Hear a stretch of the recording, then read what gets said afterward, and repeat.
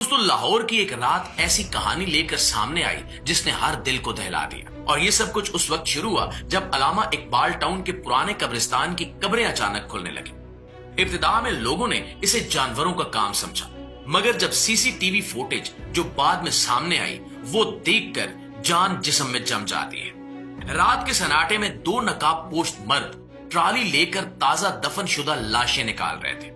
वो लाशें सीधी एक गाड़ी में डाली जाती और फिर ये सब खामोशी से गायब हो जाता था। ये कोई मामूली वारदात नहीं थी।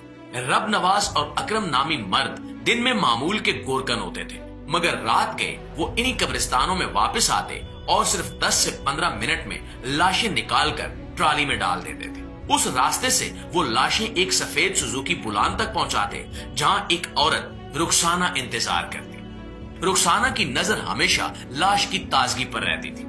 वो कहती कि बहुत पुरानी लाश नहीं होनी चाहिए, अगर 2 दिन वाली हो तो मेरे काम की नहीं है। हर डिलीवरी के पैसे फौरन नकद दिए जाते थे। लाशें लेकर वो सब एक बंद मगर पुरानी फैक्ट्री में जा पहुंचते जो कभी मिल हुआ करती थी, मगर बरसों पहले ये मिल बंद हो चुकी थी। उस मिल के अंदर खून के धब्बे, फटी बाल्टियां और बदबू से भरा एक वाश एरिया था। लाशों को बड़े फौलादी मेजों पर रखकर मखसूस तरीके से काटा जाता, चेहरा, हाथ और हड्डियां अलग की जाती और सिर्फ टांगों और कमर के गोश्त को कीमा बनाने के लिए बेचा जाता था। प्यारे दोस्तों, वो गोश्त फिर एक सनदी किस्म की कीमा बनाने वाली मशीन में डाल दिया जाता, जहां चंद सेकंड में वो आम कीमे जैसा बन जाता था। इस कीमे में थोड़ी सी मुर्गी की चर्बी या भैंस का गोश्त मिला दिया जाता ताकि बू और रंग तब्दील हो जाए और आम आदमी इसको पहचान न सके। उस कीमे को पैक करके स्याह मोटे प्लास्टिक के थैलों में बंद किया जाता और किसी थैले पर कोई नंबर या कंपनी का नाम नहीं होता था। हर थैले में 7 से 10 किलो कीमा होता और रोजाना सिर्फ 3 या 4 थैले निकाले जाते ताकि सप्लाई का पैटर्न मशकूक न लगे।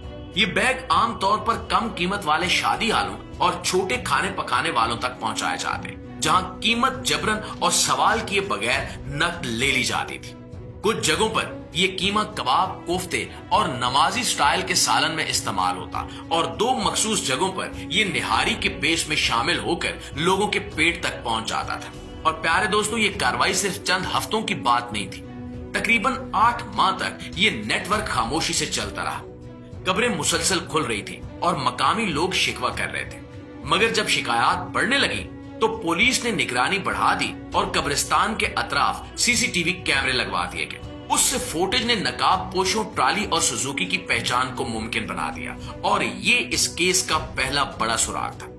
अब दूसरी जानिब कसाईयों और दुकानदारों की तरफ से गोश्त के मयार के बारे में शिकायत सामने आई। लोग बीमार हो रहे थे या गोश्त में अजीब बदबू आ रही थी।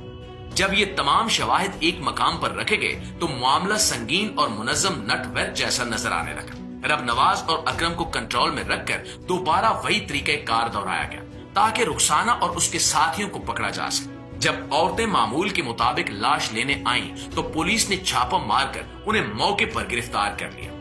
फ्रीजर, पैकेजिंग, कैश ट्रांजैक्शंस और फोन लॉग जब्त किए गए। इब्तिदाई तफ्तीश में सब कुछ झिझकते हुए तस्लीम कर लिया गया।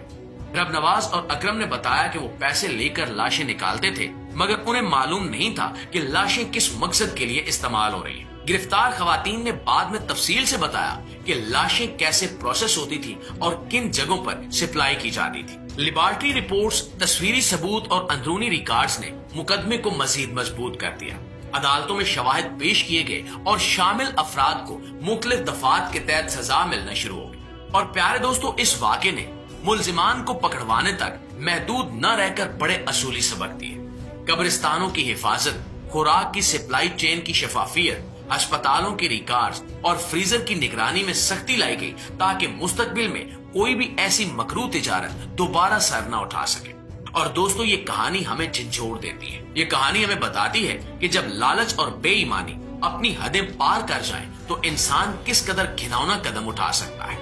ये वाकया हमें याद दिलाता है कि एहतियात, शकूक और बाकायदा निगरानी ही अवामी सेहत और इखलाकी वकार की जमानत हो सकती है।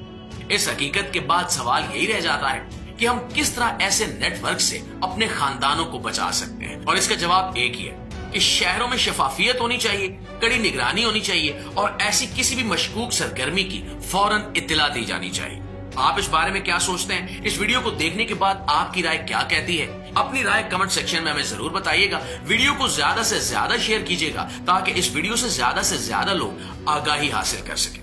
انشاءاللہ آپ کی خدمت میں حاضر ہوتے ہیں ایک نئی ویڈیو میں. تب تک اپنا ڈھیر سارا خیال رکھیے. اللہ نگہبان.